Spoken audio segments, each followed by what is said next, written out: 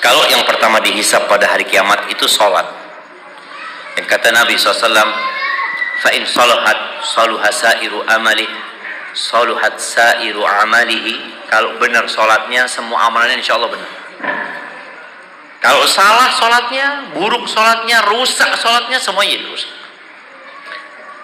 Apakah ini berkaitan dengan fikihnya saja, atau ada hubungan dengan keyakinan seseorang? Tidak bisa dipisahkan antara akidah dengan fikih. Syarat diterimanya amalan itu dua. Yang pertama berkaitan dengan keyakinan, yaitu ikhlas lillahi ta'ala, dia terhindar dari kesyirikan dan dia berbuat itu hanya untuk Allah saja. Yang kedua berkaitan dengan mutaba'ah, bahwa sholat yang kita lakukan sesuai dengan yang diajarkan Rasulullah SAW.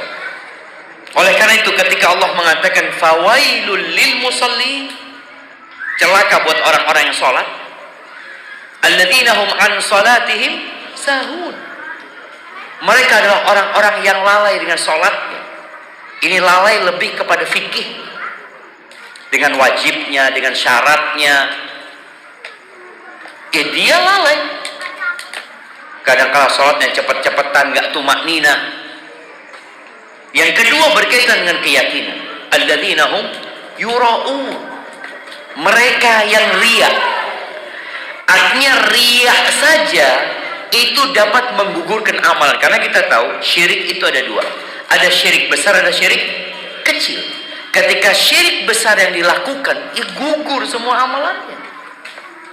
Allah Azza wa Jalla mengatakan, walaqad uhiya ilaika wa ilal ladzina min qablika la in asyrakta la yahbatanna amaluka wa la takunanna minal khasirin. Kata Allah, telah diwahyukan kepadamu dan kepada nabi-nabi sebelummu, kalau engkau melakukan kesyirikan, gugur semua amalanmu dan engkau akan menjadi orang-orang yang merugi. Jadi kalau dia punya kesyirikan yang berkaitan dengan akidahnya, maka bukan hanya sholatnya, semuanya ditolak amalannya. Tapi kalau dia akidahnya benar, tapi pada saat melaksanakan sholat ada riya di dalamnya, sholatnya aja yang gugur. Maka tadi pada hari kiamat itu hisab itu sangat detail sekali. Maka kita harus benar-benar bermuhasabah ya. Kita sholat udah khusyuk belum? Tadi kita udah bicarakan. Diterimanya amal itu beragam. Ada yang diterima cuma menggugurkan kewajiban tapi nggak dapat pahala. Jadi hari kiamat sholat, iya, berapa kali sholat dalam hidupnya? 50 tahun dia sholat setelah balik, 5 dikali 5 waktu, ditimbang, nggak ada bobot. Kenapa? Karena sholatnya selama ini hanya menggugurkan kewajiban. Jadi hisab itu perhitungan, mizan itu penimbangan kualitas. Maka kalau bicara hisab, boleh jadi orang sempurna sholatnya. Dari sisi, ana nggak pernah meninggalkan sholat dalam hidupan, sempurna. Sejak alhamdulillah ana balik, ana sampai hari ini tidak pernah meninggalkan satu sholat pun. Itu jumlah. Dan nanti akan ditimbang untuk melihat kualitasnya seperti apa.